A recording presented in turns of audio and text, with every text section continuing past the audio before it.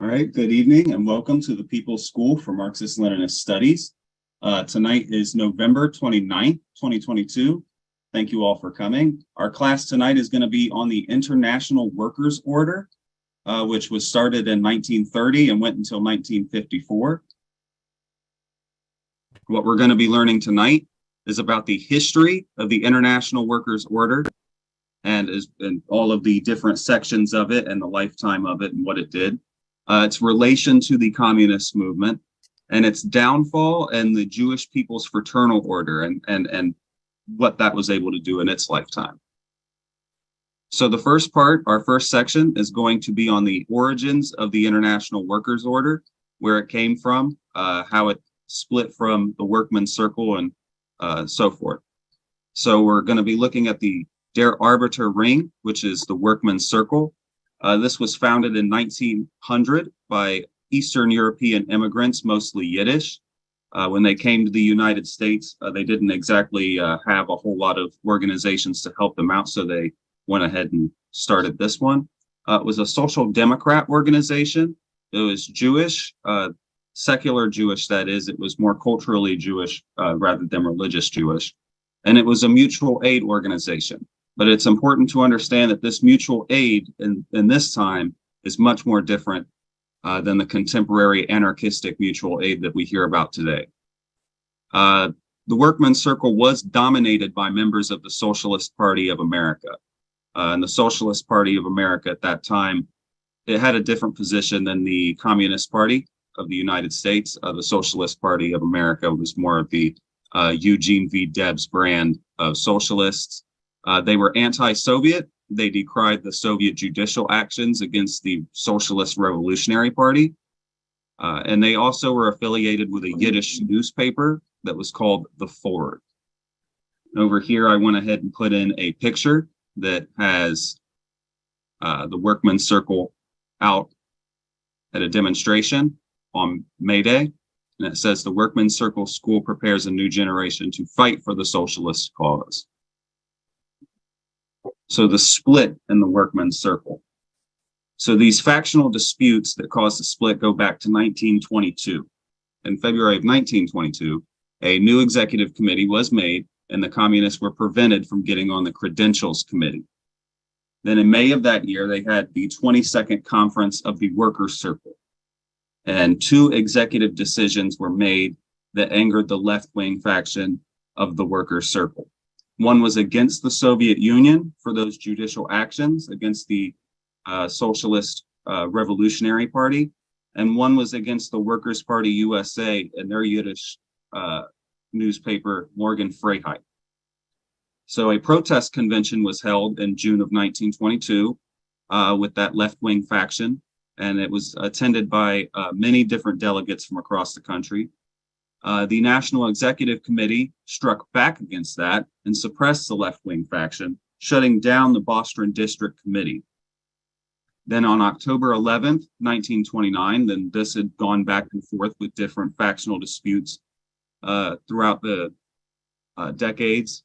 On October 11th, 1929, a national conference of minority groups of the Workmen's Circle was held, and it was attended by 193 delegates from all around the country. Then the left-wing faction then made the decision in 1929 to leave the Workmen's Circle and start their own working class formation. Then we have the establishment of the International Workers' Order, which was formed in 1930. It was founded by open members of the Communist Party USA, Reuben Saltzman and William Weiner. Saltzman was the first general secretary of the International Workers' Order, and Weiner was the first president of the International Workers' Order. So you can kind of see what the leadership of that organization was like. Prior to the International Workers' Order, in the 1920s, the Communist Party USA operated language federations, which filled a similar purpose as the sections of the International Workers' Order. They were cultural, ethnic organizations that helped to benefit those different groups that usually were left out by the different institutions in the United States. But those language federations faltered as the decade went on. When the IWO came into being, it basically took its place, albeit not being part of the party itself. They provided their members with low-cost life insurance. They published newsletters in different languages, and they held community events for the different ethnic and cultural groups. And these were dance events. These were different balls to be had. These were, there were different newspaper events that there was. They had a whole bunch of different community events to try to get people interested in it. And then the order grew from about 3,000 to 5,000 members at its formation to about 155,000 members by its peak in 1941. And I mean, that number is as much as a small city. What is the nuance and the difference in the left? Because you can be pro-worker, pro-communist, but like anti-Soviet. So I guess my question is, what specifically about Sovietism did other leftists not like? Sorry if that's not too related, but I'm trying to like see why they didn't get along. Thank you. The IWO was set up as a mutual assistance formation. Mutual assistance meant helping people, not with jelly sandwiches like we do today in the left, putting up water and jelly sandwiches. That was nonsense. What we did is we set up an insurance company so every family could get health insurance, life insurance policies. Life insurance policies was the name of the thing. It gave us camps. It gave us camps for the summer to send the children. It had camps for the adults because adults did not go vacation to hotels at that time. They went to camps throughout the country. That's what the mutual assistance program was. The question in the Soviet Union, that was very clear. The big question which developed everybody, separated, was did you support the 1917 Bolshevik Revolution run by Lenin and the Bolsheviks, or did you not? The second division, did you support your country in World War I? Those were the two issues that divided the left. Okay, did I answer anybody's questions? So it was very clear if you were pro or anti-Soviet. Very clear. Comrade from Vermont gave us a correction. The Socialist Party USA leadership and the now right-wing dominated rank and file had nothing in relation to the pro-Bolshevik and pro-revolutionary line that Eugene Debs held. Thank you for that correction, Comrade. First, to kind of respond to Comrade's question about what causes the division between the pro and anti-Soviet left, it's essentially a matter of idealism. The USSR was socialism in action, and the people who are opposed to it, they are ultimately against socialism because they think that it should live up to some ideal fantasy rather than something that addresses the real contradictions that a society faces. And you can see that today in the way that a lot of so-called communists will criticize socialist states, and they'll essentially use what can occasionally be valid criticisms as a way to discredit the entire system, which shows a total lack of faith in socialism itself. They think that one misstep is enough to give up entirely. And I also have a question. It said that the IWO was set up by members of the Communist Party leadership. So was it a mass organization? Yes, it was a mass organization. I'll give you an example. The party had about 50,000 members at the period when this happened, had 50,000 members. IWO had up to 200,000 members. So it was called, Gus Hall called it, the ripple effect. You throw a pebble into a lake and there are ripples. Those ripples go beyond where you threw the pebble. The ripple effect is really who we influence. So we had 50,000 members, but we influenced 200,000 members initially. I don't know if that answered you. Okay, I just wanted to ask, I don't know if I'm jumping the gun here. You had said that it ended in the 50s. I know that that's the McCarthy era, but was there Correct. any It was successor directly to the, connected to that. was Directly there a connected direct, to the, okay, was there a direct successor to the IWO, or did that just die out entirely? That's my question. no, That's all. the whole thing died entirely. Oh, the issue of income tax. That's how the government got us, over the issue of income tax. I don't know the specifics, but I do know that our membership, and again, remember this, comrades and friends, fear, the fear, people ran away from the party, and anything that smelled of the party, people ran. Why was there such fear? Was anything going on in this country to call for such fear? No. The party was never outlawed. Did you all know that? The party was never outlawed. What happened is that the McCarthy period happened 5 or 6 years after the concentration camps opened in Europe. Now we knew for a fact what the reactionary capitalists could do. So there was fear that fascism was coming. In 1947, it started with Truman. So all the party people and party-related people thought they were going to go to concentration camps. People burned their Marxist libraries in their yards. Could you imagine this? Burning them, burning their own books for fear that if they were caught with this, 90 seconds. they would be sent to a concentration camp. Thank you. Hi, thanks. Trying to turn my camera on for a minute. There we are. I did some research in the OOs that brought the IWO to my attention. And from what I remember, I'm working from memory here, in about 1954, the state of New York basically charged the IWO with being a communist-influenced organization and seized its assets and forcibly parted out parts of the IWO basically to private insurance companies. I saw records in the Southern California Social Research Center. I don't know if that's still around. Somebody had all their documents of some like private insurance company sending them this letter saying, "Hi, we're your new provider." So basically, the problem was that it was too successful. It was a financially successful, basically communist organization, and the state seized it and privatized it as part of the Red Scare thing. Now, like I said, I'm working from memory here, so please correct me where I might be wrong. Yeah, you're correct, but you left out one part. Because they couldn't pay their income tax anymore, because tens of thousands ran away. So the membership in IWO stopped. And it was an organization that had to pay taxes. Because of that, the government seized their property. Not because of any law.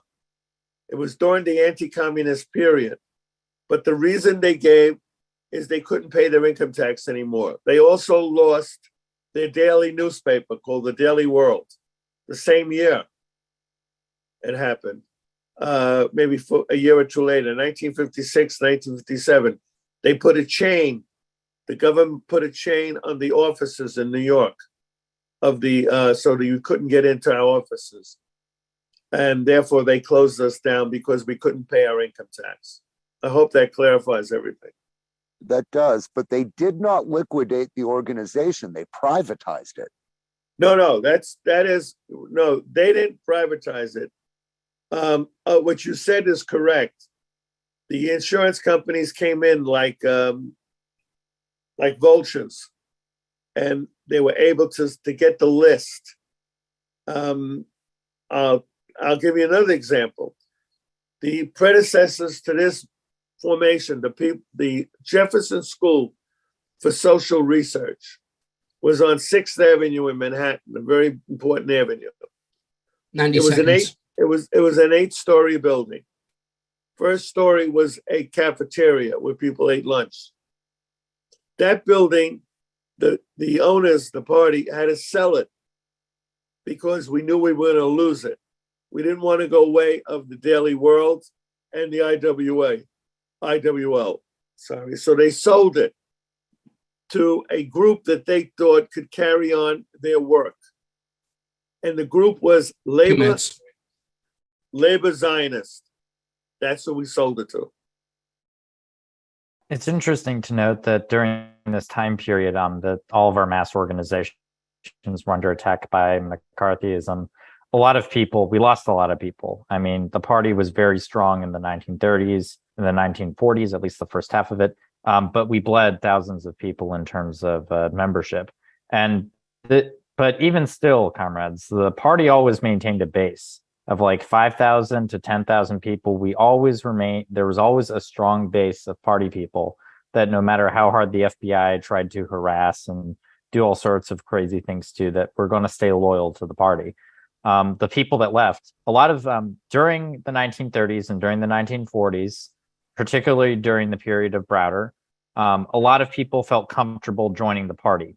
A lot of people from the middle class, from like kind of more of a professional kind of class, doctors, lawyers, musicians, artists, a lot of people joined the Communist Party under the understanding of it being, an anti-fascist party, pro-Roosevelt, and basically, and these people were of a different caliber than comrades who were in the party since like the 20s and early 30s of the third period and the class against class period, where we engaged in struggle with the Social Democrats and with reformism. So that layer that joined the party during the Popular Front period, a lot of people from that era, we lost during the McCarthy period because the repression was intense, and it was also the fact that a lot of these people weren't as militant and weren't as dedicated compared to a lot of our comrades who went underground during the McCarthy period. A good portion of the party went underground. Well, first of all, I think it's the fact that Comrade General Secretary Angela pointed out the fact that even then that, broadly known that the party was not outlawed. That should have been a number one, rallying cry to actually take a stand, not just run away. But then, of course, there again, we didn't have a lot of people that were militant enough willing to do that. So it's another part of the problem. So I'm just making some comments on what I'm hearing. So yeah, that's just like anything else. That should have been like another thing that should have been used and really, they would have had a chance, but it would have had to been done over time, and we didn't probably have the people willing to do all the hard work to do that. But that should have been one thing, number one, that had someone politically brilliant enough to use that and rally what we had. Otherwise, we may not have lost everything we had. Just saying. What do fascists only understand? To back off. It's brute force. Thank you. Could I respond to that, please? I want Yes. to get everything clear in everybody's mind. Up until 1944, there was a disbelief that there could be such a thing as a concentration camp, that it was an extermination camp of people who thought differently. They refused to believe that. This was something that was not proven. Can you understand this, everyone? 1945, the Red Army was the first ones to go into these extermination camps in Europe. Now the world saw visually what fascism did to its opponents. Now there was a whole different mindset. Now it was proven what fascism did. Before that, we did not know until after the war, when we marched into the extermination camps and saw when we liberated them. That's very important. We thought fascism was coming to this country again. It ended in 45 in Europe. This is 47. That's 2 years later. It's fresh in everybody's mind what they had at the extermination camps. We thought that was coming back again into this country. So all people that were involved with something that was forward-looking, called the communist movement, pro-Soviet, began to run away to save their souls and their bodies. They ran. Now, the party leadership officially decided that one 90 section of seconds. the party would stay on the top, the other section of the party would go underground. The majority went underground, and this was a decision made at the party leadership. This was not individuals. This was done from the top down. So even under that situation, we operated as a Bolshevik movement, democratic centralism, and that's what we did.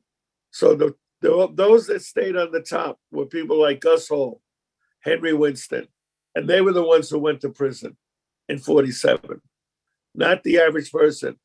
Remember, the Rosenbergs joined the Communist Party during the Popular Front period. Ethel and Julius Rosenberg were a perfect example of the average person in the cities that joined the party. They came from something called New Deal liberals. New Deal liberals were pro-Roosevelt. 2:30. Pro-Roosevelt. That's separate from the liberals that came out of the Hubert Humphrey period. Hubert Humphrey was in the early 60s. That period, the Hubert Humphrey liberals that were associated with Eisenhower, they were anti-communist. So there was a division in the liberal movement. Thank you. Thank you. Two things. First, I just kind of want to follow up with what Angela was saying. She's talking about the difference in liberals. Makes you wonder if the liberals that came out post-Roosevelt, in keeping with the traditions of liberalism in the country, because it would seem that Roosevelt actually broke from a lot of the conventions of liberalism, given the time period. But the thing I wanted to say about, I keep hearing the word militant, and some people will say, "Oh, these people weren't militant enough." And what does that mean when we say that word militant? It conjures up images of people in the streets with like a Black Panthers or something like that.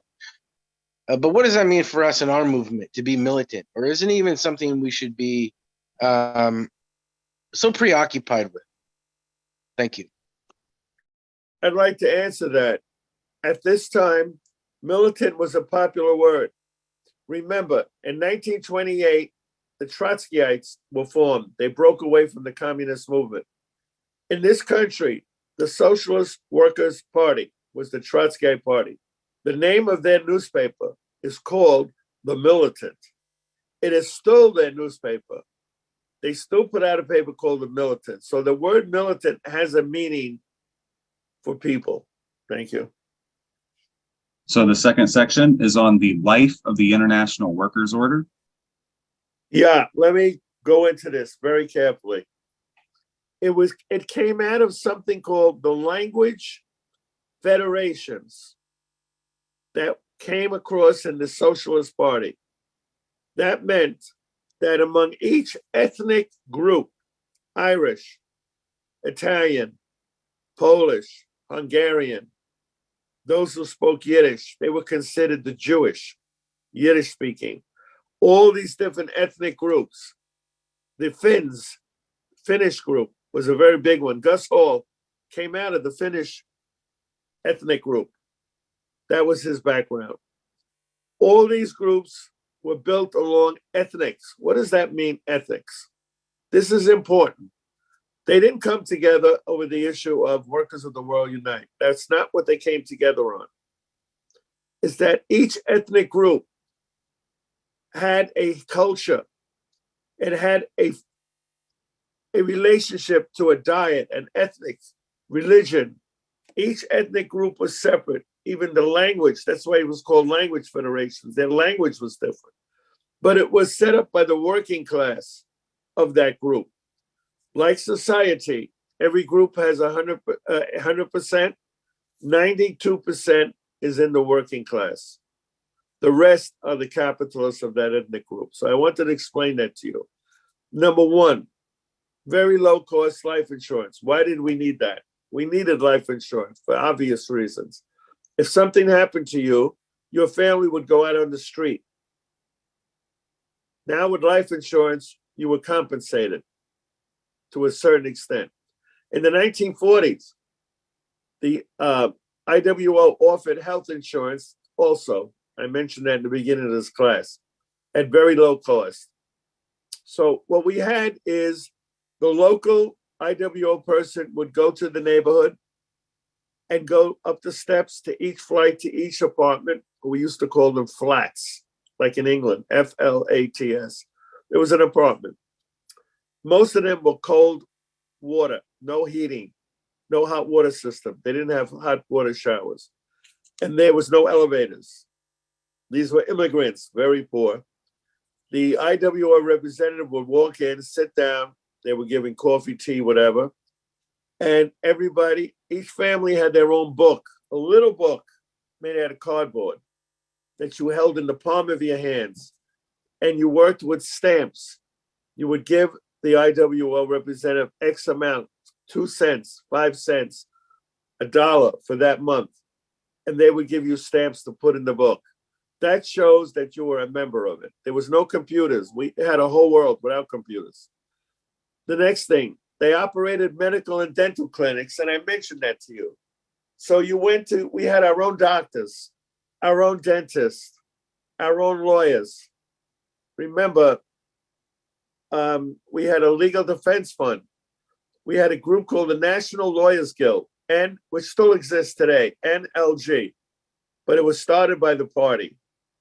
The radical left took it over in the 50s because the party wasn't around to defend any of our mass groups.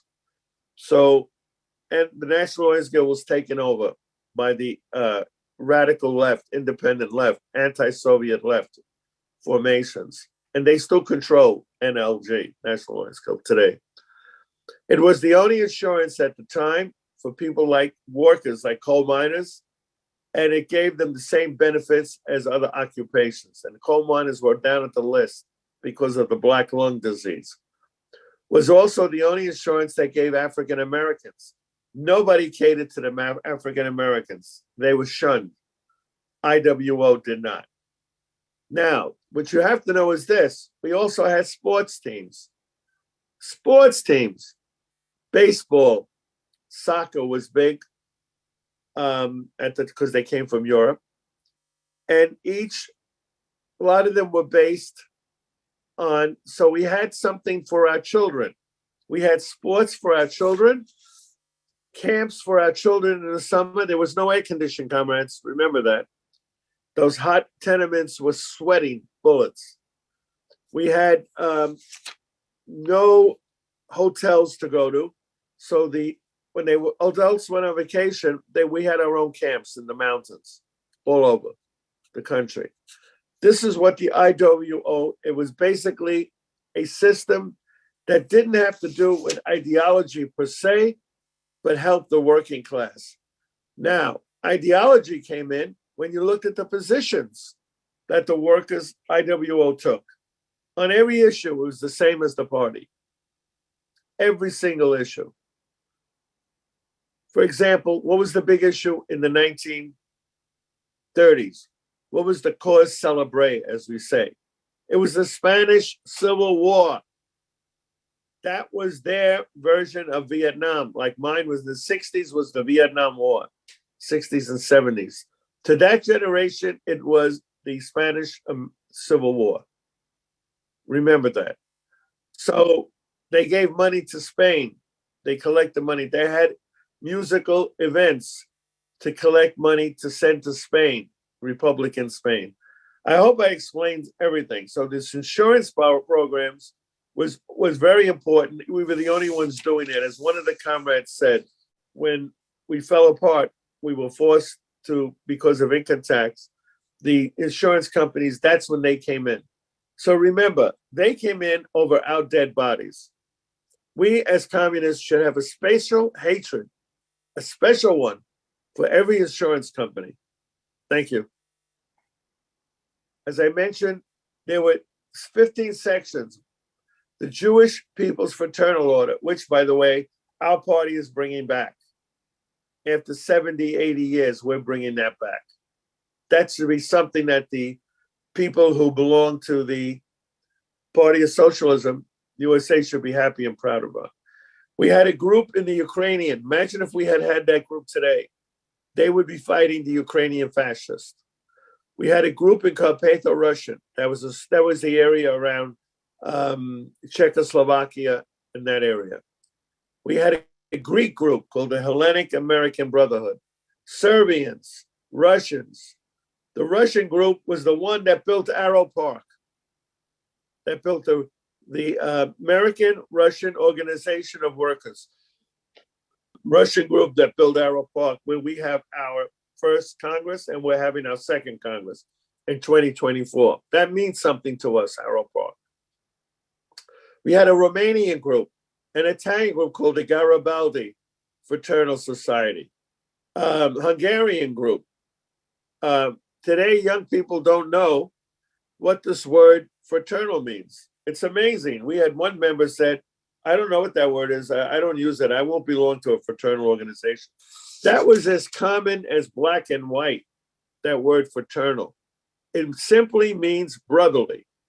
In fact, it was so common that when I was in school in the early 50s, when we signed letters and we signed a letter to our friend, we use fraternally yours or sincerely yours or respectfully yours. That's where it comes. That's how common it was. We had a Spanish group, Cervantes, and I told you about the Finnish American. And the Jewish People's Fraternal Order. We had our own magazine that came out every month. It was in English. And we also had what? Our newspaper, which came out every day. And it was not in English, it was in Yiddish, because all the Jews from the immigrant spoke Yiddish. Remember that. Hebrew was not a language of the Jewish masses. You should get that through everybody's head. It was Yiddish. Hebrew was only used by rabbinical sections in relation to religion, the Bible. Everyday work, the conversation was done through Yiddish. And this was our English-speaking publication called the Jewish, there's the word, fraternal, the Jewish Fraternalist, put out by the Jewish section of the IWO. And I'll read you what it says here. It received the name of Jewish People's Fraternal Order in 1945. It was the most well-known and the most active, by the way, and the largest section. That's important. The largest section of the IWO was the Jewish section. What does that tell you? Think about that. Holding 1/3 of the membership, one ethnic group. Today, they still have a camp, but it's independent. It's called Camp Kindelen.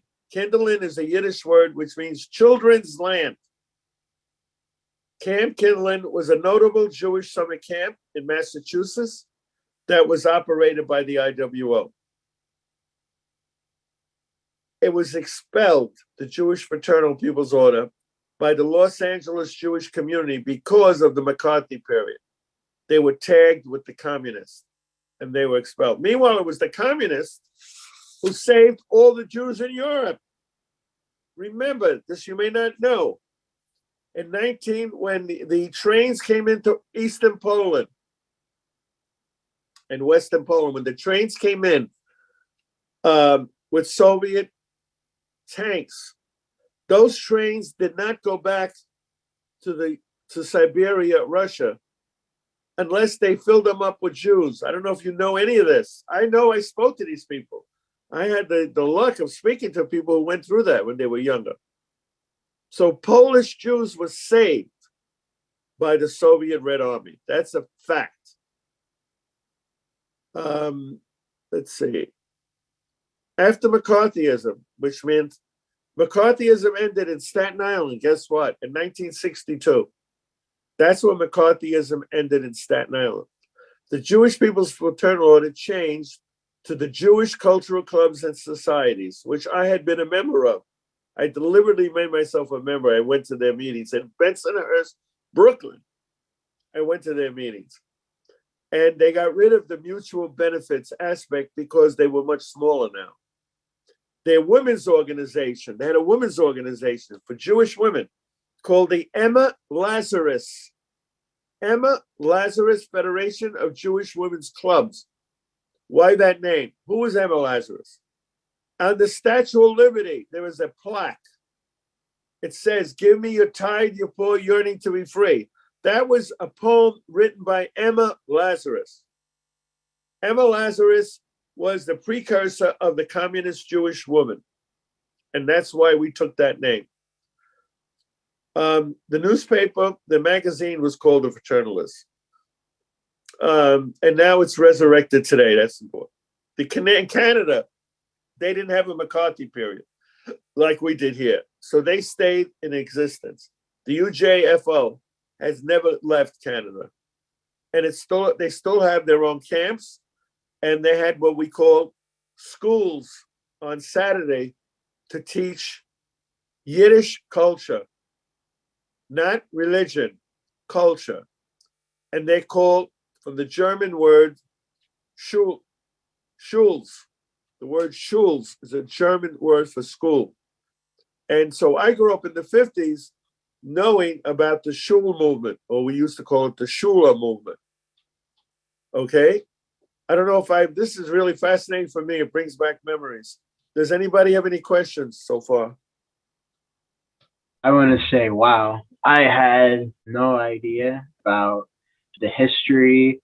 I mean, I knew a tiny bit insofar as I knew that in the States we used to have a lot of like different language schools for like different like minority communities, but I didn't know a lot about the kinds of activities the old party did. We had a whole world around that we didn't have to send our children to a capitalist doctor. We didn't send our children to a capitalist dentist. We had our own, through the IWO, we had our own doctors, our own dentists. They were all communist. We had our own camps that were communist. In the Ukrainian community, this should be important for everybody because of Ukraine today. In the Ukrainian community, we had our own organization. It fought against the fascist Ukrainian groups in this country. Ours was called the Ukrainian American League. It was open to all people, but especially Ukrainian Americans. We had a newspaper that was called the Ukrainian American. That's what it was called. I'm going to get a copy. I found one in one of my files to show you. It was put in English. So we were able to fight against the fascists in the Italian community. Italian communists fought against Italian fascists, not just with physical fights, but we had our own literature, our own books, and we were able to go into the Italian community and talk against Mussolini in Italy. We were able to do that. And the Ukrainians were able to go in and talk against this guy, Stephen Bandera, who's honored in fascist Ukraine today because he worked with the Germans and he was anti-Soviet. So we were able to have all that. Two things I just want to quickly put down is that even way before the first communist movement, the logo, I mean, basically the cry of the French Revolution was liberté, égalité, and fraternité. That is the three words that were tried in the French Revolution, and of course, fraternité means the same thing, fraternity. And hopefully, like I said, Angelo would remember that the remnants of the Ukrainian organization was still around, and we used to go to meetings. You know, they had the remnants that they were in the Communist Party, the CPUSA, and we used to go to meetings on East 4th Street in the Greenwich Village. We went there a number of times, and that they had the building, a whole building on the East 4th Street, and they used to hold meetings, and Angelo and I used to go there. When you look up Jewish People's Fraternal Organization online, it is very difficult to find any information, and I was wondering why that is. Yeah, so to answer that, since Comrade General Secretary is away, my assumption on that is because of it being somewhat linked to the Communist Party USA and because of the effects of McCarthyism and whatnot, and the fact that it did go out of existence, at least in terms of name, in the 50s and 60s. I know also as well that one of the big groups that's called JPFO in the contemporary times is actually a gun rights organization. It's, Jewish people for the firearm ownership or something like that. So it can end up just going to there and giving you results for that rather than giving you results for the Jewish People's Fraternal Order. I hope that answers your question. We had a very important publication in the German community in Yorkville, New York, which was a German community in New York, Manhattan. It was called the German American. It was a supportive of the German Democratic Republic. And it was anti-fascist and anti-Hitler. And it was our publication. It was called the German American. So we even had that, even among the German community. You can't understand the influence we had. We didn't go to people on the street as communists. We went as whatever we were. Remember that. Thank you. Yeah, so I just wanted to do a quick little thing. There's so much to be impressed by in that last section, and I'm not going to go over all of it, but even down to things like cultural groups, sports clubs, places where people can go and hang out. And I don't know, your areas, if you have a lot of places where, common people, working class people can just hang out and have access to activities and services. That's a big problem in some areas that is just lacking. It's amazing to see what we had, and also something we need to reflect on when we're thinking about building this party up. Obviously, we're a long way away from this type of organization, but this is the kind of thing that eventually we're going to have to figure out how to do in each of our areas. Thank you. Yeah, we got to build it up brick by brick, and we got to start now. We had finally done it in the Jewish community with bringing back the Jewish People's Fraternal Order. We tried to do it in the Spanish-speaking area with PCPAP, and we haven't been successful yet. It's still very rusty, but those are the only two. We need to do it in the Italian-American community. We really need an Italian-American communist organization that deals with spaghetti and meatballs, Italian communist style. When I was active in the old party, I went to the area near NYU, and I gave out an editorial from our party paper at the time called The Daily World, and it was about elections in Italy, of how the communists in Italy came to power in the city of oh God, I don't remember now, but one of the Italian cities. And I explained how if the Italians could do it, we can elect Gus Hall. And I was going around with petitions for Gus Hall to be president. So yes, we need to do that. I continue to do that on my own. We need to do that collectively, not individually. It strikes me the difference between this kind of mutual benefit society and the anarchistic mutual aid that we see nowadays. The anarchist mutual aid falls short because it doesn't have the same kind of collective nature to it as the IWO did. The IWO was connected to an established organization that had members that could go ahead and go into it and go to all these houses and give people that kind of coverage versus, anarchist mutual aid, from what I've tended to see, seems to be more, small, localized on the street, feeding the homeless, helping people with little things. But when it comes to actually trying to make sure that people have life insurance or healthcare coverage, it doesn't go that far. And so that's one of the reasons why the sort of old mutual aid communist style that we had was a lot better.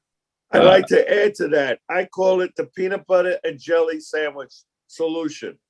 They make peanut butter and jelly sandwich, one or two anarchists, and they go and they feel, oh, we did something. You've done nothing. You've done what the Catholic worker movement has done for 80 years before you, and that is soup kitchens. It was done way before the modern anarchists, and it was done more effectively. We had a collective, we had a soup kitchen that gave soup to the unemployed, that gave soup to the people that were homeless. We had that. That does not bring across revolutionary understanding. We had a woman in our party who was very interested in that. So she left our party in 1940s, I believe it was. Her name was Dorothy Day. You must have heard the name. She led a movement called the Catholic Worker Movement, where she did exactly that, soup kitchens. And that's what she was comfortable with. So she left our movement, which was much more larger, and saying that capitalism has to be changed and get rid of in order to get a society that we can eat food. So thank you. I was just kind of wondering, because I think in 1954, we were talking about that was whenever the assets were seized and there was really a big attack on the institutions of that organization. And I was just wondering, I mean, obviously McCarthyism was widespread and everything, but was it easier after Stalin died in 1953 to break apart those institutions? Did that have an effect on the overall strength of the communist movement internationally? Thank you. I'd like to answer you, comrade. We were weak. Why were we weak? Because somebody brought the seeds of division within our movement. Any group or individual who divides our movement is our enemy. I don't care if they, Lenin says the road to hell is paved with good intentions. The Lenin says those words. So it doesn't matter why they do it. The fact is when they do it. And right now we're going through that. There are groups in the communist movement who have destroyed our unity over the issue of the Ukraine and have taken the same objective line as the US State Department, that the problem in the Ukraine is Putin, not fascism, Putin and Russia is the blame. And there are groups that have parroted that within our communist movement, like the Communist Party of Greece and the Communist Party of Mexico. They have carried that, parroting that lie. 9 So p.m. they have to be held responsible for the division of our movement. Whenever we're divided, we're weak. And in 56, Khrushchev, for good reasons that he thought he had, gave a speech attacking Comrade Stalin. The same words he used that the State Department used at the same time. So we were already weak. By 56, 57, we were weak internationally. Remember, the Jewish community that we had built, the foothold of the Jewish community was destroyed by one guy who was saying the same words as our enemy was saying. Remember, we tend to respect our leader. If our leader then says the same lie that our enemy says, think about this, then we say it must be true. It must be true. Even our leader's saying this. And that was the role of Khrushchev in 56 with the attacks on Stalin. Thank you. Yeah, thank you. I'm really enjoying the class. I really love hearing our movement's history from Comrade Angelo. So really great to be here. My question is, if we can eventually rebuild the strength we had and like all these institutions, all these connections, like what's to stop like the government from just destroying them again? Thank you. The answer is nothing is going to stop them. Nothing is going to stop them. Their aim is to destroy us. Not just our message, but to destroy our bodies. That's the aim of the bourgeois government, to eliminate the communist alternative in society. That's their job. So nothing is going to stop them. The point is, are we going to be strong enough? And it's going to be difficult. You've seen it now in our own party. We're very small. And yet people came to us and they wind up saying, I never forgot one guy. He said, well, my father told me I'm going to lose my job as a college professor. If that is so important to you, comrade, with the quotes, comrade, if that is so important to you, you should have never been in our party. This is not a field of roses. This is a field of thorns. If you look at the life that people gave, like John Reed, on the West Coast. There were thousands, tens of thousands of John Reeds.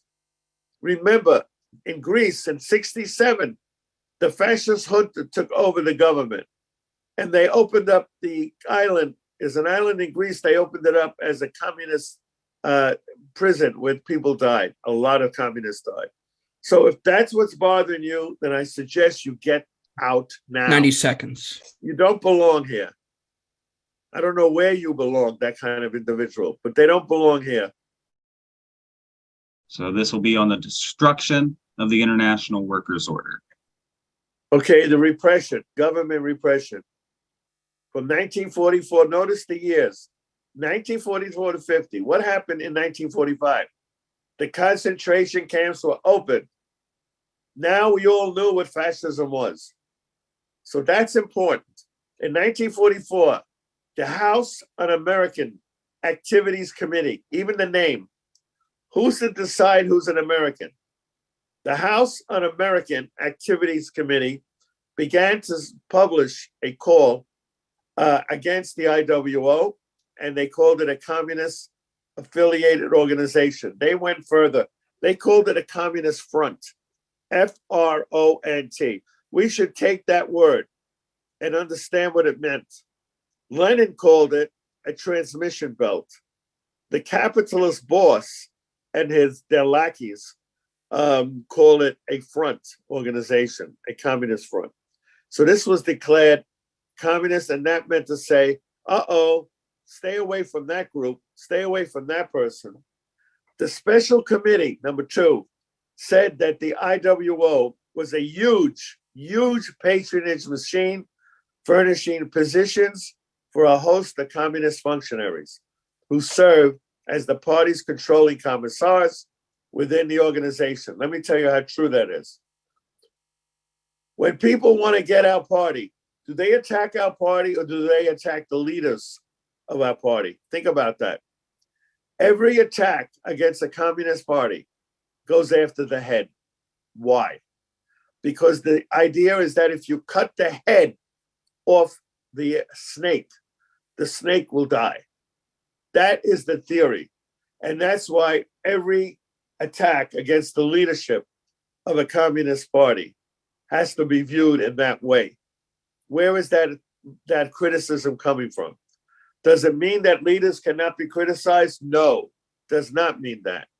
But if everything you do is done from that perspective, then you're nothing. Those people who attacked us recently formed their own group of 10 people. Well, once their enemy was gone, what brought them together? Their hatred of the leadership of the Party of Communists. Once that was gone because they were out of the party, now they didn't have anything to hold them together. So what happens to them? They fall apart. So leadership is important in all aspects. We're not anarchists. The special, in 47, which is the year of Truman, that was the beginning of the Cold War, that in Europe and in the world. The River term, an iron curtain has descended upon Europe. That came from Truman and Churchill. That's what it came from. The U.S. Attorney General placed the IWO on a list of subversive organizations. They could not outlaw them. They only could put them on a list, telling the American people, stay away from this group. The New York State Insurance Company Department moved to get rid of the IWO in 1950, the beginning of the heyday of McCarthy period, on charges that its large care reserves would be surrendered to the Soviet Union in the event of war. Well, that is not entirely, that is correct what they gave. But the real reason is we could not pay our income tax. Remember, the daily worker could not pay their income tax. The Jefferson School for Social Research in the 6th Avenue, New York, could not pay their income tax. And that's why the government, and that's why they collapsed. Okay, anything else? Next. Disbanding. In 1951, New York State took legal action against the IWO on grounds that it was being too close to the Communist Party. Well, They could take legal action. They couldn't enforce it because there were no anti-communist laws that say that the Communist Party is outlawed. We don't have that. We didn't get to that level yet, as they did in Germany, as they did in the Ukraine, by the way, recently. They outlawed the Communist Party, another fascist formation, the Ukraine. This case dragged out for 4 years against a backdrop of McCarthyism in the United States. Even during these tough times for the IWO was still providing necessary services and was still thousands of members strong. In 1954, they finally came to an end when it was disbanded by the order of the state of New York. Now, they could have stayed together. Someone mentioned this before. They did not have the will to do that anymore. They were battered. They were tired, the leaders of the party. Half of them were in prison, remember. There were 11 members of the leadership of the party, including heads of the IWO, were sent to prison, not because of being members of IWO, but because they were leaders of the party. So they were tired and exhausted. There was no will. I'll give you a personal example. I became teaching in 1970 in New York City. We had a law called the Feinberg Law, which said that no members of the Communist Party can be hired by New York City to teach in the school system. That was declared unconstitutional in the 60s, the middle to late 60s. So it didn't affect me. I was able to come in. And I was an active communist all my years in the public school system. So much so that my principal saw me putting in union literature in the teachers' mailboxes and said to me publicly, what everybody could hear, "Are you giving out communist literature?" She told me that. She didn't say that to anybody else because she knew I was a communist because I was outed by the New York Post in their editorial as being an active member of the communist movement, Communist Party to be specific. So we were disbanded for legal reasons of not paying taxes, and that's why the government took us. There were other reasons behind those legal reasons, and that really was anti-communism. We are doing the last. This new upcoming party is doing the last. Setting up the American Student Union, ASU, which every young person who's a student, either undergraduate or graduate, should be a member of.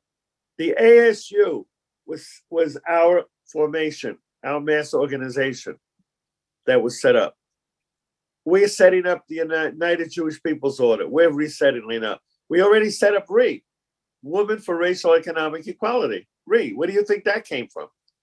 That came from being the American affiliate of a group called the Women's International Democratic Federation that was set up in 1945 after the war with fascism by the Soviet Union and the Eastern European socialist countries.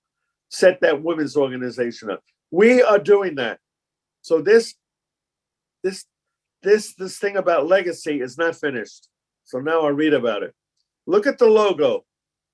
Look at the logo on the right. That's the original logo. What does it show? It shows workers breaking chains. That's what it shows. Workers organizing, hammer, and other things. The IWO continued the legacy of the original language federations, which was started by the Socialist Party years before. And they furthered the solidarity between working people of different ethnic groups and getting them together in one organization. The removal of the services provided by the IWO. That's a famous, you should keep that in reverence, International Workers' Order. It highlighted the necessity for better insurance coverage in this country for the working class and for African Americans, which had been denied that, especially ethnic communities. Next one, Camp Kindlein is a legacy. Originally run by the IWO. It survived McCarthyism and still operates today as a Jewish summer camp today. I suggest you get in contact with them and they're on a fund drive right now. and give them some money. I want to mention another group, Arrow Park. Arrow Park was started by Russian and Ukrainian, interesting enough, they worked together, Russian and Ukrainian members of the Communist Party. They set up Arrow Park. Remember that. That's another thing that we should get involved with. I deliberately, in 1970, took out a share, and I worked my way in, and now I'm on the board of directors of Arrow Park.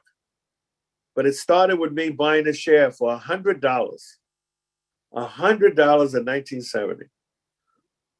The last point, it has been suggested that the idea of mutual aid behind the IWO could be applied to a gig economy. Workers, since they have no employer, provided benefits. That's an idea I never even thought of, and it's interesting I'm reading it here. What's next? Since Angelo mentioned the attack by Khrushchev on Stalin, this question really revolves around that. And I was reading, it's a piece called Consolidation and Development of Ideological Unity Among Marxist-Leninist Parties. And it's by Ho Chi Minh. And in it, he sort of discusses the 1956 revolution of the Central Committee of the Communist Party of the Soviet Union and its criticism of the cult of personality. And I think, we all know the cult of personality was, of course, about Stalin. And he sort of commends them on that action. And it sort of got me doing some other research on how Stalin viewed the cult of personality around him and how he sort of criticized the concept as well. So my question is sort of as we look back on this 90 seconds Khrushchev discussion of Stalin and how they handled that aftermath period, is it more propagandized now where we're like, the propaganda now is that Khrushchev was brutal of Stalin and that we sort of have this misconception? Or is it appropriate to say, we can like the actions of someone while criticizing 2 minutes a personality cult around them?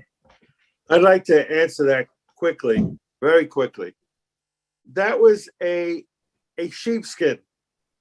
The real reason that Khrushchev did that had nothing to do with that. Remember that it was Khrushchev himself who kept pushing Stalin.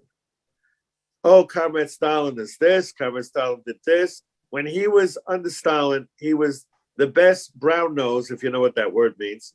They use it big time in my time. I don't know if they use it anymore.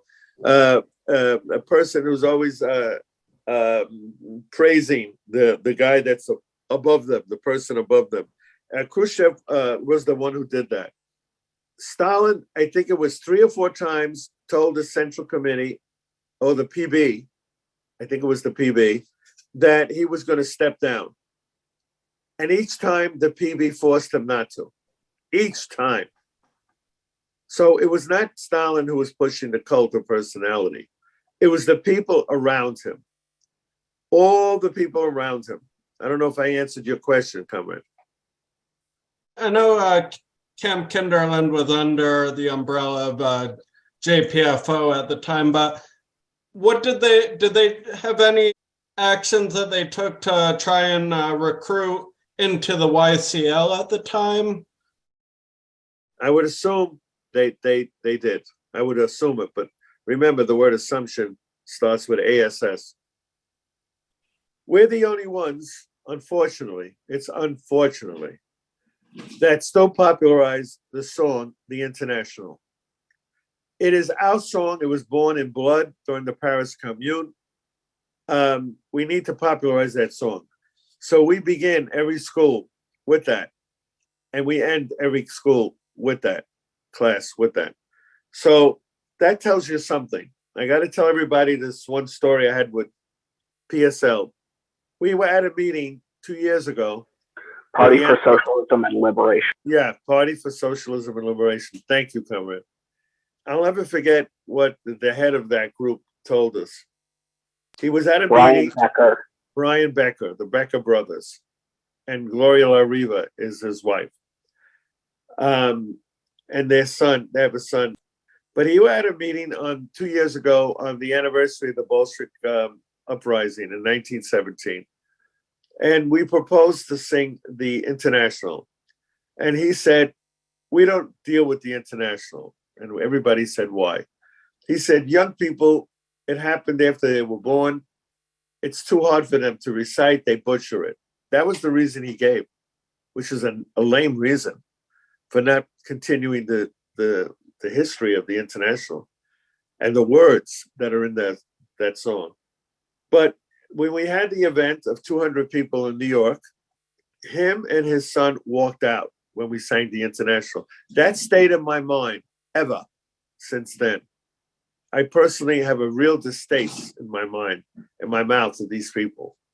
But getting back to why it's important, we have to carry on the struggle that came before us. Our job is to pick up the red flag that has been on the ground since 1991. The red flag was thrown on the ground. It's us who have to pick it up and carry it to the next generation. That's all we need to do. Carry it to the next generation. And that means our history. Our history has to be retaught and reminded, and some of it has to be reborn and relived. Because if we don't do it, the capitalist corporations will not do it. The ultra left will not do it. And the reformist revisionist in the movement will not do it. So either the ultra left or the right wing in our movement are not going to do it. The capital's not going to do it. We have to do it. So that's what the school is all about. And that's why tonight's class was that important. It really was that important. And my job, I'm 75, I'm going to be 76. I'm at the end. As I say to everybody, I'm climbing down the mountain. I'm not going up no mountain, I'm climbing down. My job is to get this information out of our history so that each one of you could then take that seed in your mind and spread it around. So that's tonight's class was very, very important to me. Plus the fact that an old friend heard his voice and made contact. I will call that person separately. So it was a very good class tonight for me. Thank you. Take care, comrades.